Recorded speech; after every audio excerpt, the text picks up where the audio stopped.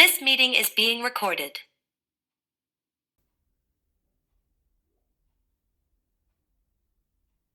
Es un estudio que se haga de rutina. Algunos pacientes en situaciones especiales. Nuestro paciente, por supuesto, es un caso bien emblemático y es un caso ficticio de un paciente que hizo todo mal, ¿sí? El paciente no se cuida, tiene hábitos tóxicos, tiene sobrepeso, múltiples factores de riesgo no controlados, ¿sí? Entonces lo ponemos como ejemplo, más que nada para que podamos ver la gran acumulación de comorbilidades que tiene este señor, ¿sí? También hay otros pacientes que no tienen todas esas comorbilidades, pero por ejemplo toman anticoagulantes o toman antiagregantes plaquetarios, ¿sí? Vamos a charlar muy brevemente en 2 o 3 diapositivas de estas situaciones puntuales que los que hacemos neurología los vemos muy frecuentemente, o pacientes que compartimos con cardiología también, que tienen antiagregación simple o doble, por ejemplo, y también pacientes anticoagulados. Cuando nosotros tenemos un paciente que está recibiendo heparina, ¿sí? Bueno, hay algunas situaciones que son más complejas, ¿no es cierto? Si está recibiendo la heparina, se interrumpe inmediatamente y se le puede administrar el antídoto, que es la protamina, ¿sí? Obviamente, si el paciente recibe enoxaparina, siempre en estas situaciones se debe preguntar o al familiar o al paciente, si está en condiciones de responder, a qué hora tomó la última dosis o a qué hora recibió, por ejemplo, la última dosis de enoxaparina, ¿sí? Muchas veces han pasado casi la totalidad de la vida media del medicamento, entonces ya podemos considerar que estamos con un bajo riesgo de una expansión del hematoma, ¿sí? Los pacientes anticoagulados que toman anticoagulantes directos, obviamente esto que yo les mencionaba recién, poder determinar la hora, ¿sí? Y si toman, por ejemplo, algunos anticoagulantes que tienen antídotos, como por ejemplo el idarucizumab, que es el reversor del dabigatran, o por ejemplo el andexanet, que son antídotos que por suerte están hoy día, no están disponibles en todos los sitios, pero se pueden conseguir, ¿sí? Eh, Hay otras situaciones que podemos encontrarnos, por ejemplo, con pacientes que tienen antiagregación. La antiagregación es un poco discutido, ya que se había propuesto en algún momento, en algunos estudios, la transfusión de plaquetas, ¿sí? Sin embargo, no se vieron resultados positivos y además esta infusión genera también un componente proinflamatorio en un encéfalo que ya está sufriente y obviamente tiene un aumento de la presión intracraneana. No sería lo mejor que le podría pasar a este paciente, ¿verdad? En relación a los anticoagulantes que son antagonistas de la vitamina K, el plasma fresco congelado puede proporcionar cierta reversión, cierta asistencia en la reversión de la anticoagulación, ¿sí? Y obviamente esto lo vamos a ir controlando con el RIN, ¿sí? Si el paciente al llegar al sanatorio, al hospital, tiene un RIN que ya deja de estar anticoagulado, entonces nosotros podemos tener cierta tranquilidad para poder avanzar con los procedimientos que tengamos que hacerle a ese paciente y tenemos ya un poco menos de riesgo de la expansión del hematoma debida a la anticoagulación. Bueno, y acá por último, esta es mi última diapositiva porque mi intención era darle paso al resto de los disertantes, tenemos poco tiempo. Mencionarles simplemente el ácido tranexámico que se puede utilizar en la hemorragia intracerebral espontánea. En algunos estudios, acá ven uno que está publicado este año, se ha visto que puede colaborar en la reducción del volumen del hematoma intracraneano. Sin embargo, a largo plazo no se ven grandes mejorías, por ejemplo, en la escala de Rankin o en el rendimiento funcional del paciente posteriormente a la superación de este evento cerebrovascular hemorrágico. Sí, se los dejo para que si quieren ampliar lo puedan leer. Es muy interesante este estudio. Bueno, sin más, yo quedo a disposición para las preguntas al final y le doy paso al doctor Maximiliano Jaúquez para que nos enseñe algunas cosas.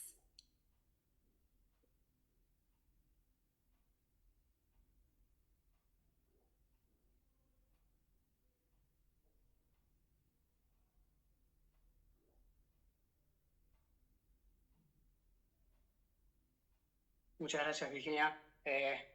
Un placer estar acá y agradezco mucho a la sociedad por la invitación. Mi nombre es Maximiliano Hawks, yo trabajo en Clínica Mayo en Rochester. Soy neurólogo vascular y neurointensivista y me dedico más a la parte neurointensiva. Así que en este rato tenemos poco tiempo, así que voy a ir directo al grano, no tengo ningún conflicto de interés. Quiero revisar un poco la evidencia detrás de los tratamientos, del tratamiento médico. El doctor Rubino se va a referir a la parte quirúrgica.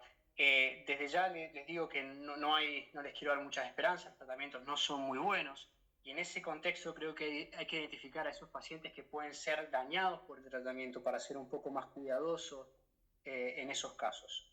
Este es un resumen muy rápido del tratamiento médico y quirúrgico, los principales estudios. Pero lo que quiero decir acá es que el tratamiento médico, llámese drogas hemostáticas para revertir la anticoagulación o drogas hemostáticas en pacientes sin anticoagulación, o el manejo de la presión arterial, intentan atacar la expansión del hematoma. Mientras que la cirugía se hace cargo del efecto de masa, inicialmente para tratar de disminuir el edema, perihematoma y mejorar la recuperación. Pero bueno, lo que nosotros queremos hacer es atacar sobre todo la expansión del hematoma. Y todo esto se hace, y sobre todo en los últimos años, bajo el concepto del Code ICH, que tiene más propaganda que evidencia.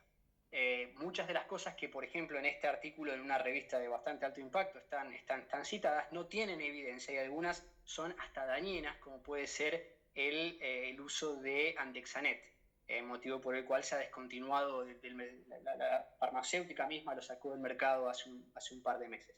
Pero creo que el Code ICH es muy importante porque pone sobre la mesa el concepto de que la hemorragia intracerebral es una emergencia y debe ser tratada como tal. Hay una editorial del estudio CLEAR 3 de hace varios años de un colega, Alejandro Ramisten, que él pone en palabras, creo que lo que podemos hacer por estos pacientes. Él decía, hemorragia intracerebral, no hay un buen tratamiento, pero el tratamiento ayuda. Y creo que no sabemos o no estamos en una situación muy diferente que en aquel entonces. Este Code ICH se basa en este estudio bastante interesante y relativamente nuevo del 2023, que es INTERACT 3. Este estudio INTERACT 3 comparó un bundle, que es varias intervenciones al mismo tiempo en los pacientes con hemorragia intracerebral. Y esas intervenciones fueron tratamiento de presión arterial, tratamiento de la leucemia, tratamiento de la fiebre y reversión de la anticoagulación. Pero si se fijan, el 90% de los pacientes eran hipertensos, solamente un tercio tenían glucemia normal, menos de 2% tenían fiebre y solamente 84 de más de 7.000 pacientes tuvieron reversión de la anticoagulación. ¿Qué quiero decir con esto? Que INTERACT 3 al fin y al cabo es un gran estudio de tratamiento de presión arterial en el mundo real. Eso es lo que finalmente es. Fíjense que el resultado funcional fue saltar un escalón en la escala del ranking modificado, y este estudio mostró que pacientes que están tratados con el bundle tienen un 14% más de chances de saltar un escalón hacia abajo. Y acuérdense de ese odds ratio y de esos intervalos de confianza, etcétera, porque son exactamente iguales a los de INTERACT 2, que fue simplemente un estudio de presión arterial, lo que refuerza que lo único que hace este estudio con respecto a los anteriores es aumentar el tamaño muestral y básicamente referirse al tema de presión arterial. Cuando hay un análisis de mediación de este estudio, lo que reportan es bastante interesante. Como ya dijimos, y no es ninguna sorpresa, los elementos del bundle que dan el beneficio a los pacientes son el tratamiento de la presión arterial y el tratamiento de la glucosa. Pero en el tratamiento de la presión arterial, fíjense que hay tres cosas interesantes, o dos cosas interesantes. Bajar la presión es básicamente 9% del beneficio. Llegar al 140 es menos beneficioso que bajar la presión un poco. Entonces esto pone de nuevo en el tapete para la discusión, ¿es 140 el objetivo para todos los pacientes? Yo creo que no, es lo que voy a tratar de demostrar en esta charla, también diciendo que depende de dónde viene el paciente. Y por eso con Virginia decidimos mostrar ese paciente que tenía 240 de presión al ingreso y que tenía insuficiencia renal al ingreso. Ya después vamos a ver por qué eso es importante. Y lo que demuestra también este estudio es que cuando la presión baja más de 60 milímetros de mercurio en una hora es detrimental. O sea, todo el beneficio que uno le puede dar a un paciente bajando la presión juiciosamente, se lo saca si lo baja demasiado y demasiado rápido.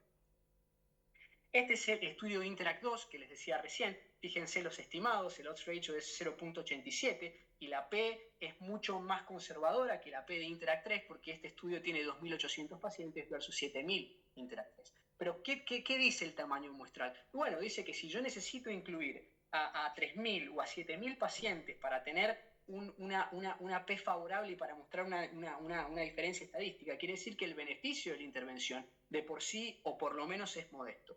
Y este estudio por primera vez pone en las guías el tratamiento de la presión arterial. Este estudio, voy a seguir un poquito más con este, incluye Interact 2, Interact 3 e Interact 4, que son los mayores estudios de presión arterial, incluyen pacientes, el 90% son asiáticos. Entonces, ¿cómo eso se extrapola a nuestra población? La verdad que no, es poco claro. Este ATAC es bastante más útil y relevante para nosotros porque incluyó por lo menos 50% de pacientes que no eran orientales, que eran del hemisferio occidental. Este estudio fue completamente neutro y tuvo una señal a daño en los pacientes que tenían tratamiento intensivo de la presión arterial.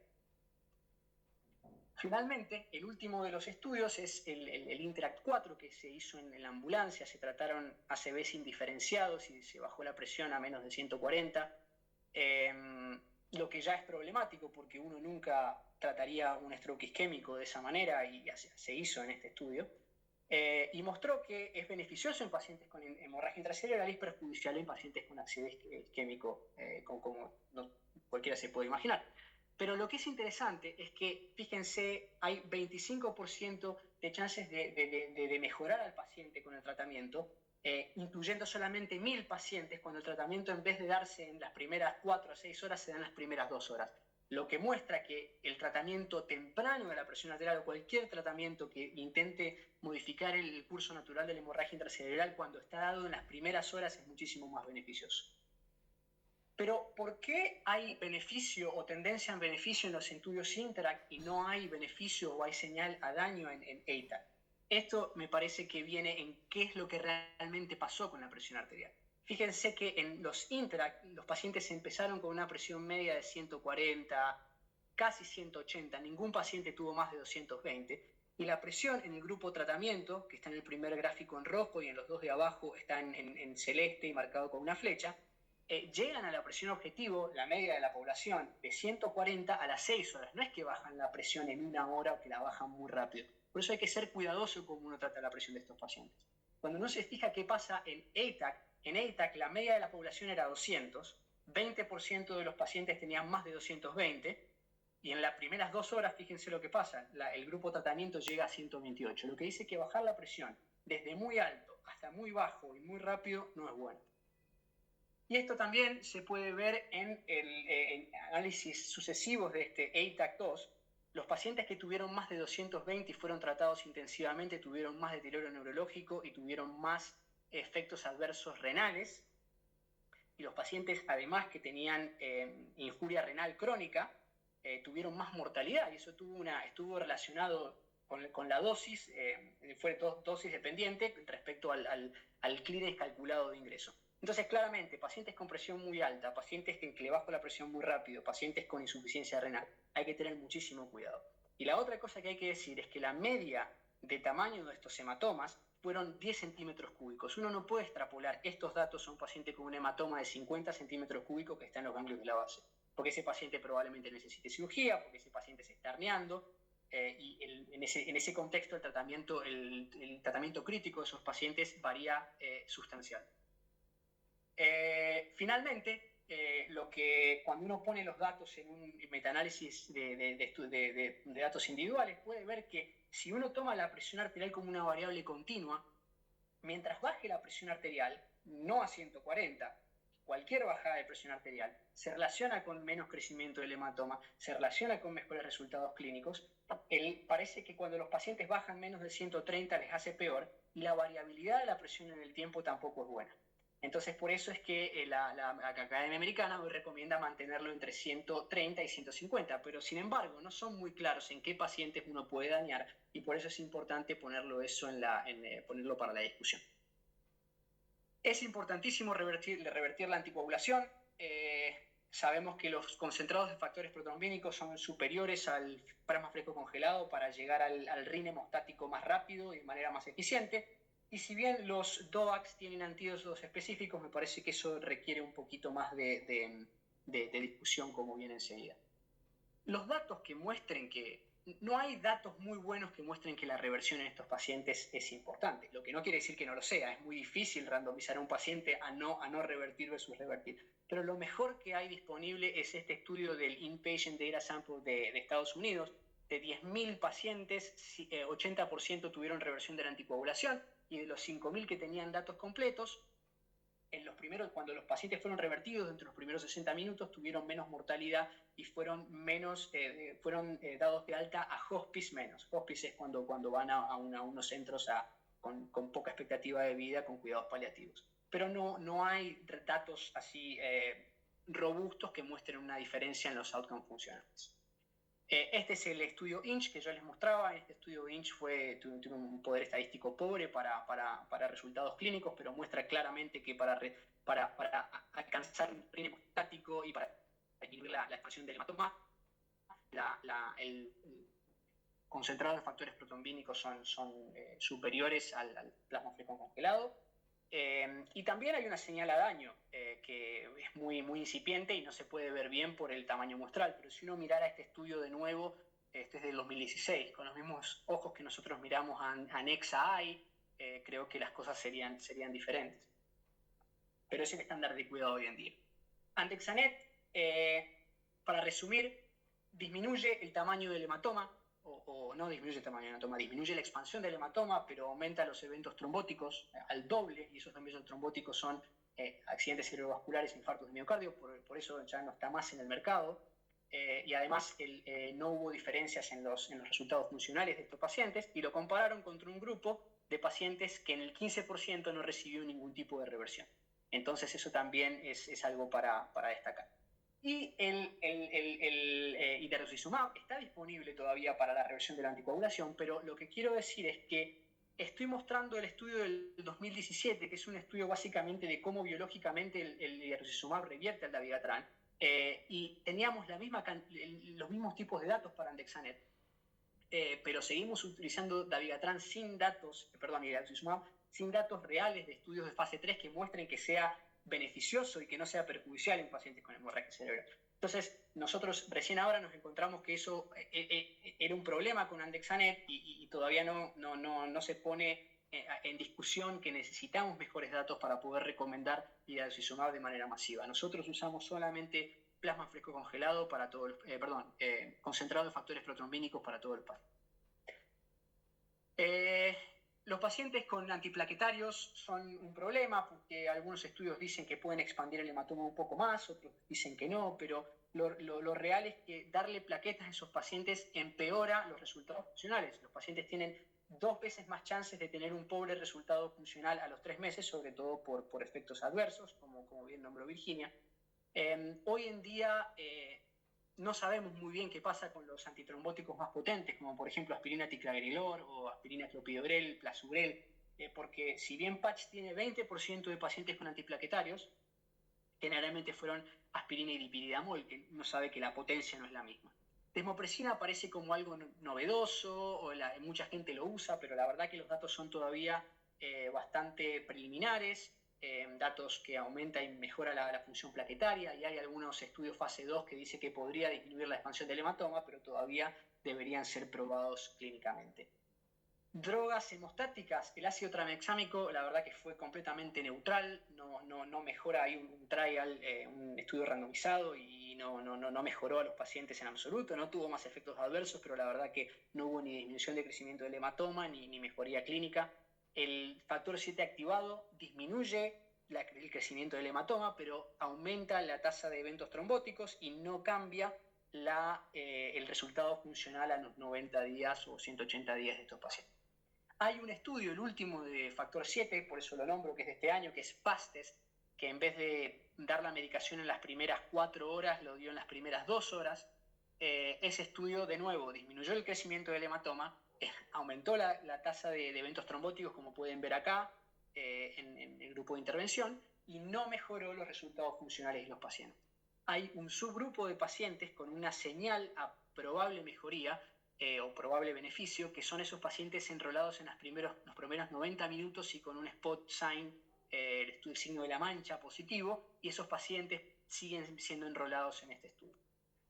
¿Por qué es tan difícil tratar a estos pacientes? El principal problema de la hemorragia cerebral es que todo el daño ocurre por el sangrado inicial. El crecimiento del hematoma viene después, pero si uno no lo ataca muy tempranamente, es poco probable que uno vaya a cambiar la historia natural de la enfermedad.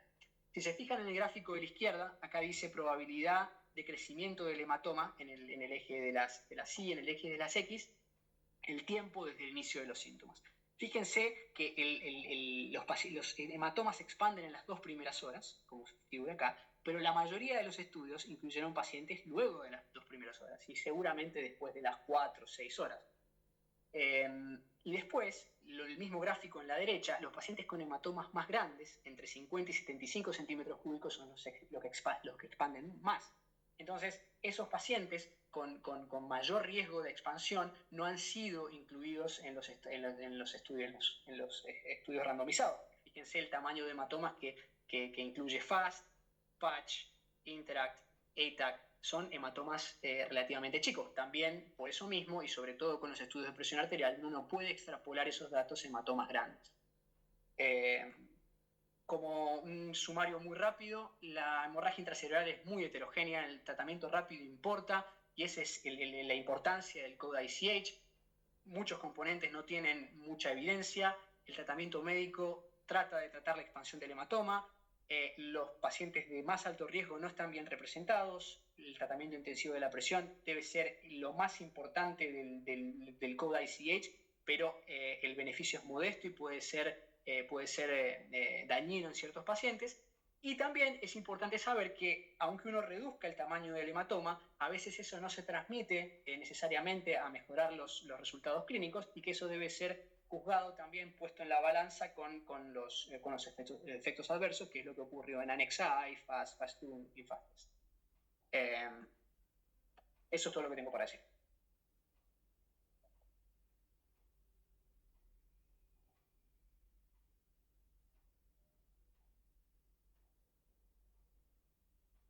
Muchísimas gracias, doctor. Excelente, la verdad, excelente. Le damos paso ahora al doctor Rubino. Bueno, a ver, para compartir pantalla, no encuentro la opción para... ¿Se me escucha ahí, no? Ah, sí, acá. Un momento. Ya acá. Bien. Bueno, continue to share. Ahí está. Bueno, ¿se me escucha ahí en primer lugar? Bueno, muchas gracias por la convocatoria. Es un honor realmente participar. Bueno, y ya desde ya felicito al doctor Maximiliano y a vos por ambas exposiciones brillantes, la verdad. Espero poder estar a la altura. Bueno, yo soy el doctor Pablo Rubino. Bueno, el doctor Juan Botán es su jefe del Hospital Alemán, que también colabora conmigo en las clases y en todas estas cosas. También soy el subjefe del Hospital de Alta Complejidad del Cruce. Así que bueno, yo voy a focalizar en lo que es las indicaciones neuroquirúrgicas en ácido hemorrágico. En este caso, me refiero al hematoma intracerebral, que es a la hemorragia no traumática en el parénquima, y es una forma, digamos, mortal de ACV. Está asociado a la mayor carga de año de vida ajustado por discapacidad, más que el ACV isquémico, y en la gran mayoría de los casos, no vamos a poner a leer todo, se debe a una enfermedad por hipertensión arterial, ¿sí? Es por lejos la principal razón o causa de hematoma intraparenquimatoso, no descartando otras etiologías que muchas veces nosotros nos tenemos que enfrentar, que tienen digamos, tienen una connotación o una imagenología muy similar, como ser alguno asociado a coagulopatía o alcoholismo. No incluimos acá las malformaciones vasculares, es otro tipo de hematoma, está relacionado con otro tipo de patología. Los pacientes con hematoma intracerebral intraparenquimatoso son remitidos para cirugía, pero los resultados siguen siendo controversiales, ¿sí? Nosotros tenemos básicamente, en cuanto a la localización, los que son hematomas por hipertensión arterial son generalmente más comúnmente son profundos a nivel de los ganglios de la base, a nivel de la región paratalámica, mismo tronco cerebral o fosa posterior, que están más asociados a hipertensión arterial, aunque también la hipertensión arterial nos puede dar lugar a hematomas más superficiales como los lobares, aunque esto es más patrimonio, sobre todo en los pacientes de cierta edad, de la angiopatía amiloide, ¿sí? Bueno, acá tenemos, en este cuadro, no vamos a ahondar mucho, pero todas las potenciales etiologías de los hematomas intracerebrales, ¿sí? Bueno, esto ya un poco lo había descrito la doctora con el cuadro que había presentado. Más o menos es la sintomatología de los hematomas intracerebrales o intraparenquimatosos. Y obviamente había mencionado el estudio ideal para nosotros es más la tomografía que la resonancia, porque la resonancia a veces inclusive hasta sobredimensionar el tamaño del hematoma. De ser ideal o preferible, siempre vamos a optar por una tomografía, inclusive también la angiotomografía nos puede dar algún elemento más de información. Bueno, luego esta mínima y ya redundante introducción, ¿qué hacemos nosotros como neurocirujanos cuando nos enfrentamos a un paciente que tiene un hematoma intracerebral? Generalmente nos llaman de terapia intensiva para evaluar el paciente. Nosotros vamos a ver 4 elementos que cada uno tiene su importancia a la hora de determinar si el paciente se va a ver beneficiado o no con algún tratamiento quirúrgico, que es la edad del paciente, el tamaño del hematoma, ¿sí? En segundo lugar. En tercer lugar, vamos a ver la localización, y en cuanto a la localización, yo pondría localización en cuanto a ubicación en el hemisferio cerebral y por otro lado también a la lateralización, digamos, si es hemisferio dominante o no, también tiene una importancia radical. Y finalmente el estado neurológico. Son estas estas 4 cosas las que nosotros tomamos en cuenta a la hora de indicar o no una evacuación del hematoma intraparenquimatoso. De hecho, en realidad usamos el score de hematoma intraparenquimatoso, que si bien tiene una escala pronóstica, donde hablamos de 0 a 2, va a tener un buen pronóstico, puede ser también, digamos, de 3 a 6, nos habla de un mal pronóstico.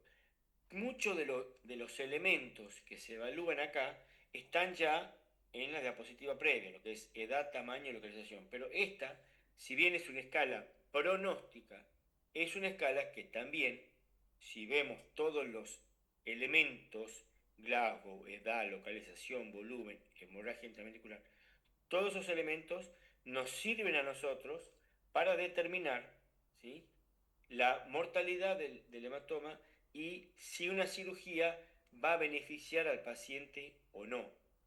Desde ya que un paciente con un score mayor a 3 es muy probablemente no sea un candidato que se vea beneficiado con la cirugía, y lo único que vamos a agregar a ese paciente es mayor morbilidad o aumentar la morimortalidad, más allá de obviamente los gastos que pueda ocasionar en el sistema de salud. Entonces, nosotros nos basamos, uno de los principales elementos a tener en cuenta es el volumen del hematoma. Eso es muy importante para nosotros porque vemos qué paciente se va a beneficiado, qué paciente no se va a beneficiar y en cuál no tiene sentido indicar una cirugía. Creo que un hematoma que mide menos de 30 centímetros cúbicos lo consideramos un hematoma pequeño. Esto se puede calcular hoy en día con las tomografías volumétricas, se puede tener inclusive, antes lo hacíamos más burdamente, ancho por largo, por número de corte, por el alto del hematoma dividido en dos, nos daba más o menos una aproximación al volumen del hematoma. De cualquier manera, cuando hablamos de un hematoma de menos de 30 centímetros cúbicos, creemos que la evolución o el pronóstico va a ser favorable y cualquier procedimiento que se haga para evacuar el hematoma solamente va a aumentar las posibilidades de complicaciones al paciente y en el resultado final no va a modificar mucho la historia natural. Cuando hablamos de un hematoma que es quirúrgico por el volumen, lo ideal, digamos, el paciente que se va a ver beneficiado con una cirugía son aquellos que tienen un volumen mayor de 30 centímetros cúbicos y hasta 85 centímetros cúbicos. Luego, si el paciente excede este volumen, lo más probable es que el paciente esté en una condición neurológica muy mala o que no tenga sentido la cirugía porque no se va a ver beneficiado de ninguna manera. También, como habíamos dicho, vamos a prestar atención a la localización, o sea, tamaño es toda una sumatoria. La localización, podemos trazar una línea que pase por lo que sería la parte más lateral de la región putaminal, o sea, el ganglio de la base. Los hematomas que son laterales, donde tenemos una pequeña distancia entre la superficie cortical y el hematoma, son potencialmente quirúrgicos, especialmente si son del lado no dominante, como se ve acá en el lado derecho de la pantalla, en tanto que del lado izquierdo vemos un hematoma que se encuentra en la profundidad, que está afectando en este caso el ganglio de la base, la región talámica, donde una cirugía no tiene indicación y tampoco lo va a beneficiar al paciente. La indicación, bueno, acá, bueno, estos estudios que ya un poco lo había citado el doctor Maximiliano, pero la cirugía hoy en día, si bien hay estudios nuevos, como el Embridge y otro más, con nuevos dispositivos, hoy en día la cirugía de hematoma intraparenquimatoso, la principal indicación es una cirugía para salvar la vida. No está indicada la cirugía de un hematoma intracerebral o no tiene como fin revertir potenciales secuelas o déficit neurológico. La indicación es una cirugía que se usa solamente para salvar la vida en el caso de deterioro neurológico progresivo.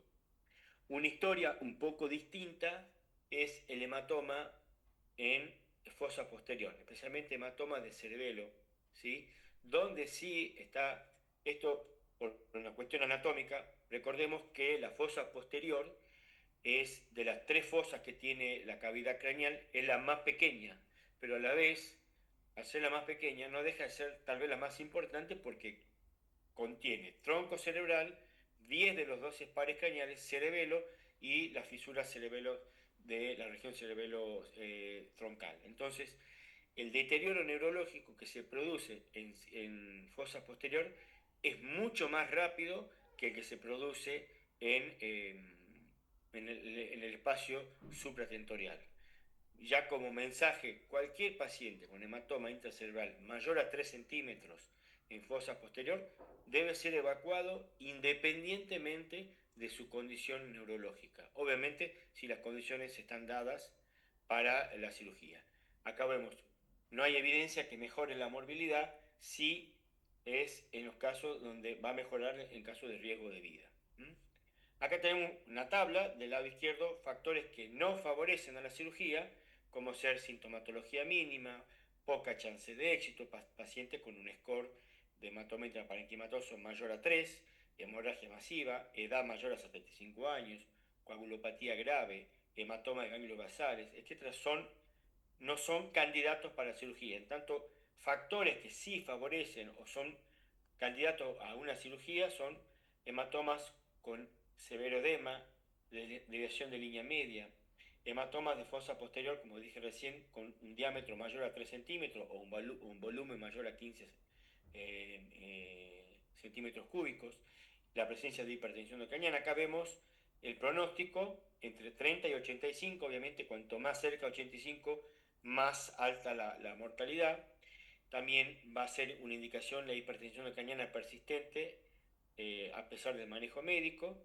La localización favorable, generalmente el lobar, cerebeloso y hemisferio no dominantes, paciente joven.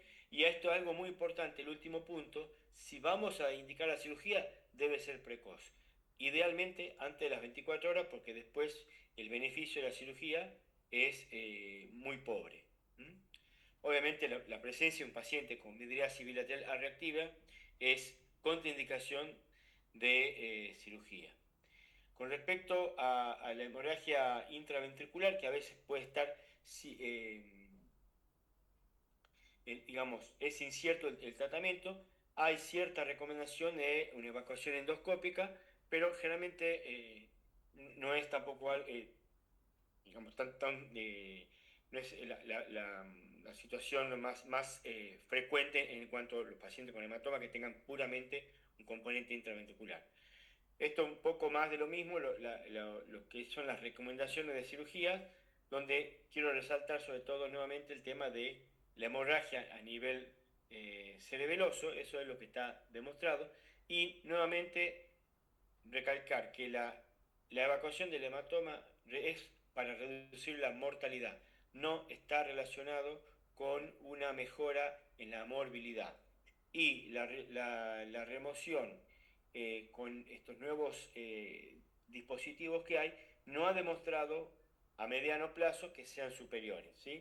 Yo quiero compartir algunos ejemplos, ¿sí?, de pacientes que estuvimos. Por ejemplo, este es un primer caso, un paciente, un señor de 82 años con crisis hipertensiva, una hemiparesia leve, como ustedes ven, tiene un hematoma intraparenquimatoso en región paracapsular del lado derecho.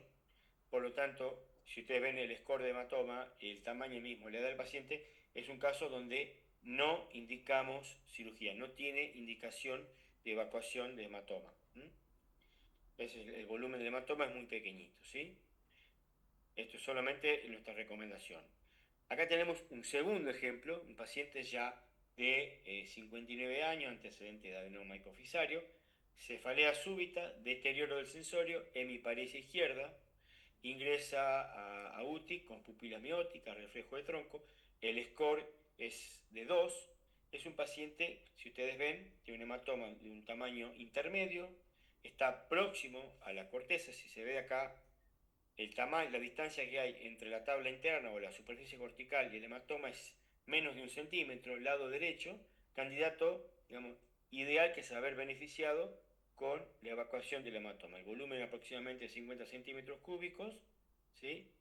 Entonces, en este caso sí se va a haber beneficiado con la remoción del hematoma. Acá ven en el lado izquierdo la tomografía al ingreso, y esto es la tomografía ya en el postoperatorio. Vemos que la remoción del hematoma es bastante efectiva. Debe ser por lo menos del 80% para que sea útil para el paciente. Bien.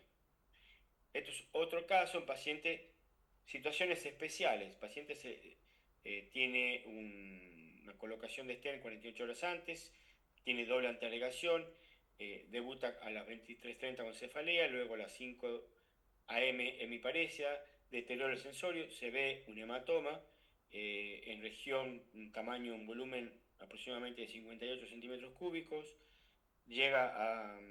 requiere intubación, deterioro del Glasgow, anisocoria, se hace una cirugía. Pero ¿qué pasa? El paciente está con doble antiagregación, lo cual torna la cirugía bastante más compleja porque es más difícil de manejar. Y pasa esto: se puede remover el hematoma, pero el paciente luego hace otra complicación por culpa de la doble antiagregación, que hace un gran hematoma subdural y requiere una nueva cirugía. Entonces, es muy riesgoso la antiagregación. Siempre hay que identificar bien el paciente cuál se va a indicar la cirugía. Y creo que ya con este es el último caso ejemplo: paciente joven, 45 años, ingresa por cefalea, pupilas mióticas, está vigil con tendencia al sueño. Ustedes pueden observar que el paciente tiene un hematoma en hemisferio cerebeloso izquierdo, casi con volcado intraventricular, tiene sangre en el cuarto ventrículo y en el tercer ventrículo, ¿sí? Y si viene un paciente vigil con tendencia a sueño, ya el solo hecho que tenga un hematoma con un diámetro mayor a 3 centímetros es indicación formal de evacuación del hematoma. ¿Por qué? Porque el deterioro que produce estos pacientes es mucho más rápido que los hematomas supratentoriales. Entonces siempre, una vez que identificamos este hematoma, es recomendable la evacuación del mismo, ¿sí? Acá tenemos el diámetro máximo del hematoma, y vemos entonces en el control postoperatorio la evacuación del hematoma, y no solamente eso, sino la presencia de sangre en el tercer ventrículo, en el cuarto ventrículo, hace recomendable, como vemos acá, la colocación de un catéter intraventricular, por lo menos por 72 horas, por el caso de desarrollar una hidrocefalia aguda. Entonces, como mensaje acá, todo hematoma intracerebral mayor a 3 centímetros de diámetro en cerebelo debe ser evacuado más allá de su condición neurológica, ¿sí? Dos palabras sobre lo que es la técnica quirúrgica. La técnica quirúrgica consiste en una evacuación del hematoma. Uno lo puede hacer en forma macroscópica, es decir, como diríamos en la jerga neuroquirúrgica, a ojo desnudo, o uno lo puede hacer con microcirugía. Eso significa colocar un microscopio quirúrgico, y lo puede hacer con el mismo microscopio o con alguno de los dispositivos de lo que llamamos cirugía mínimamente invasiva, que hay en este momento en el mercado hay varios. Tenemos el BrainPad, el NeuroEndoport, hay 2 o 3 más que están en el mercado, que lo que tratan de hacer son dispositivos que tratan de hacer la mínima daño en el parénquima cerebral. Pero bueno, yo creo que esto de cirugía mínimamente invasiva para mí es un concepto más filosófico, está más asociado a un concepto de cómo tratar el tejido, de cómo hacer la cirugía, de la técnica empleada, más allá del dispositivo, porque uno puede hacer una cirugía mínimamente invasiva utilizando un microscopio quirúrgico, o bien utilizando otro dispositivo. Acá esto es un ejemplo, esto lo tomé de internet, esto no es mío, pero cómo se evacúa un hematoma intraparenquimatoso en agudo macroscópicamente. ¿Ven? Esto está tomado, seguramente está filmado con algún sistema de grabación, pero bueno, se hace una cortisectomía en el parénquima cerebral, se coloca una espátula, va retrayendo el cerebro, y con la cánula de aspiración se va aspirando y va sacando todo el hematoma. Esto es un poco más grosero, más difícil de lograr una exégesis más completa, pero bueno, esto sería la evacuación del hematoma, que generalmente en mi equipo, en mi departamento, está, digamos, no es lo recomendable. Generalmente utilizamos la técnica microquirúrgica, ¿sí? Que sería, bueno, acá tenemos varios trabajos que hablan de la técnica estereotáxica, como el MISTI, endoscopía, varios sistemas, y lo más nuevo que hay es en el estudio Enrich, que fue el autor principal casualmente es el doctor Pradilla, que es un amigo personal, que utiliza este dispositivo, que es una suerte de, podemos decir, una jeringa transparente que termina en punta, que lo que trata de ir a través de un surco y lesionar lo menos posible un hematoma. Acá tenemos el ejemplo, este me lo cedió el doctor Pradilla, que es el autor de este trabajo. Es introducir, hasta haciendo la craniotomía. Ustedes verán que no está muy tenso ese cerebro, no es un cerebro que esté con mucha hipertensión, pero bueno, acá está introduciendo el dispositivo que se llama BrainPad. Ven que es transparente, es como una jeringa transparente, y una vez que lo introduce en el cerebro, esto como que disrumpe las fibras, no es que las corta todas, pero bueno, algunas se van a sacrificar, y es de paredes transparentes, entonces llega hasta el hematoma, y esto ya se hace con microscopio, digamos.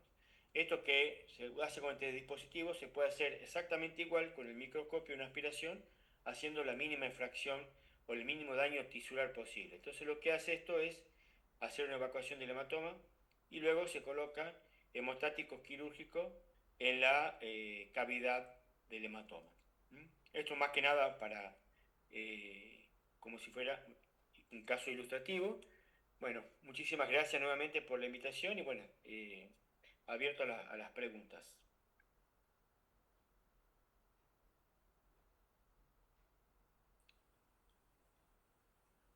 Gracias, doctor. Excelente, excelente. Muy interesante, sobre todo esta última parte para los que no estamos en el campo neuroquirúrgico.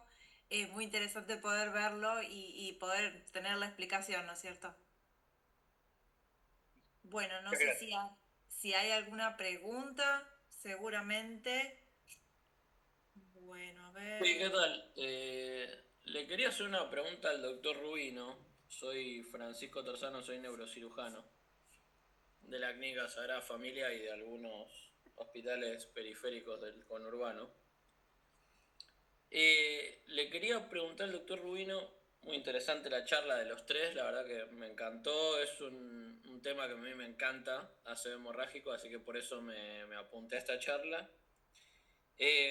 La pregunta básicamente que le quería hacer al doctor Rubino era: ¿cuál es el rol de la craniectomía descompresiva, tanto supra o infratentorial, en estos casos? O si realmente, o sea, ustedes solo evacúan el hematoma, o que eso quizás, porque tengo varios casos de hematomas grandes, que bueno, obviamente que si es muy grande, no sé, mayor a 50, 60, 70 milímetros, aunque sea putaminal, bastante profundo, quizás quizás por F2 se puede operar, pero le dejo la descompresiva muchas veces porque creo que la inflamación después podría llegar a ser hipertensión, y hay algunas guías que lo recomiendan, pero no sé qué opina acerca de esto. O solo evacúa el hematoma. Bueno, algo que por ahí no lo dije, que estas son guías, ¿sí? Las guías son, como su nombre lo dice, son, como decirte, sugerencias, recomendaciones, pero uno el tratamiento me parece que lo debe personalizar, ¿sí? Bien, Y pienso que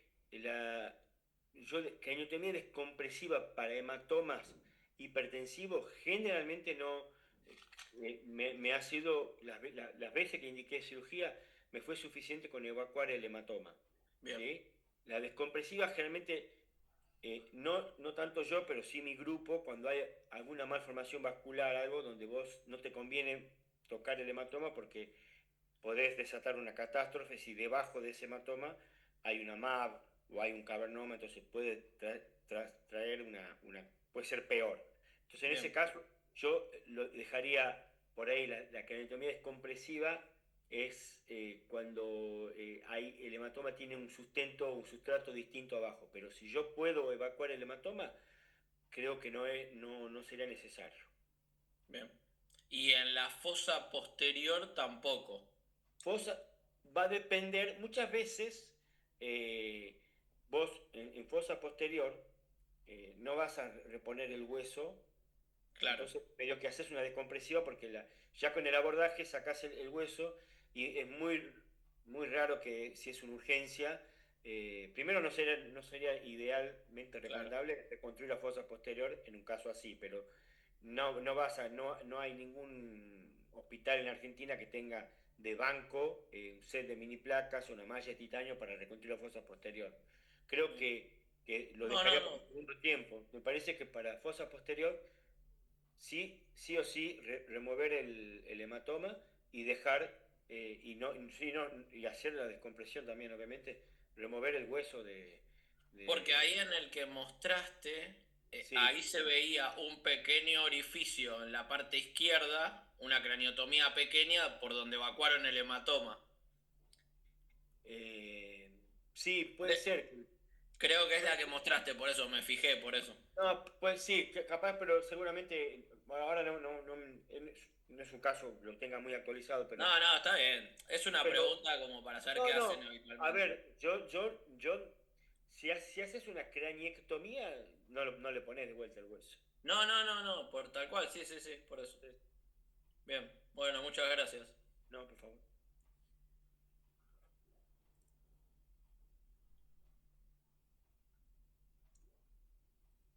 Hay una pregunta en el chat para el doctor Rubino. Si cree que el resultado favorable en Enrich se debió a la mejor selección de pacientes que en los trabajos previos como Stitch. Yo creo que... Perdón, completo. O que el dispositivo BrainPad genera menor lesión neuronal. A ver, yo creo la idea del dispositivo está bien pensada, pero digamos, el que sabe anatomía sabe que las fibras, uno tiene la corteza cerebral, debajo vienen las fibras de asociación, las fibras de proyección. Todas esas fibras, en algún momento, para llegar al hematoma, hay que interrumpirla. Yo pienso que el aparato puede ser un poquito más, a ver, ¿cómo decirlo? Es menos agresivo que ir directamente, muy probablemente, pero también tiene que ver, son varios factores. ¿Quién maneja el aparato también? Porque la técnica quirúrgica no deja de ser, por más que se use el aparato, hay que ver quién lo usa y cómo lo usa. La idea es que debe producir un poco menos daño, es probable, pero tampoco es, me parece, la principal razón. Creo que han elegido, para mí, hay una elección un poco dirigida de los pacientes para ese estudio. Me sumo a lo segundo, Pablo. Creo que es completamente así. Randomizaron pacientes con hematomas muy grandes a tratamiento médico. 20% de esos pacientes estaban en coma. Si uno no está en coma por compresión de tronco en hemorragia cerebral, la pregunta es por qué. Y en el tratamiento médico se murieron el doble, lo que hace que el resultado se vaya hacia la cirugía. Y finalmente 20% de los pacientes en el grupo tratamiento médico terminó con una descompresiva. Entonces eran pacientes que iban a necesitar algo en algún momento, que es la limitación que tuvieron todos el crossover, el Stitch, todos tuvieron lo mismo, pero estoy de acuerdo que es elección individual de los pacientes, no se puede, hay mucha necesidad de meter estos dispositivos en el mercado. Y completo un poco más, estos dispositivos, o sea, creo que si mal no recuerdo, el Enrich dio mejor en los lobares, no tanto en los que están en la gánglula de base. Claro, lo excluyeron, lo terminaron excluyendo porque no les daba el estudio. Claro, pero en los lobares ya el aparato pierde, el dispositivo, por decirlo de una manera, ya pierde potencia en cuanto a eficacia a entrar directamente con el microscopio y colocar un pequeño disruptor, algo, y que haga las veces de este dispositivo. Porque en los lobares no hay tantas estructuras que tienes que atravesar. Distinto si tienes que llegar a la región putaminal. Ahí sí lo vería más eficaz, pero ahí ha demostrado no tener gran resultado a largo plazo. No mostró variantes.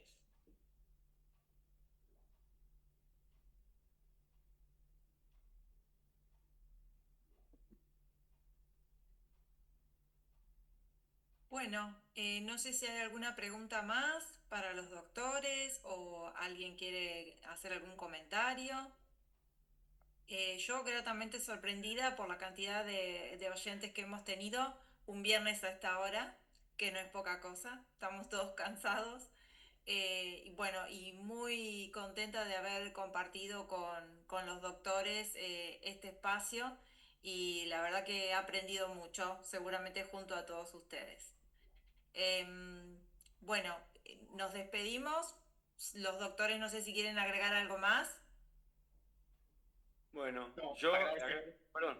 Perdón, Primero Maxi, que Maxi habló antes. Maxi, vos primero. Agradecer la invitación y reiterar disponibilidad para proyectos o lo que sea necesario, siempre es bueno estar en contacto. Bueno, Y yo, completo lo mismo. Muchas gracias a ustedes. Aprendí también, ¿no? Acá, así que me pareció muy interesante y a disposición para cuando quieran. Muchas gracias. bueno, les tomamos la palabra, ¿eh? Muchas Bueno, gracias. Buen hasta fin de luego. semana para todos. Chao, chao.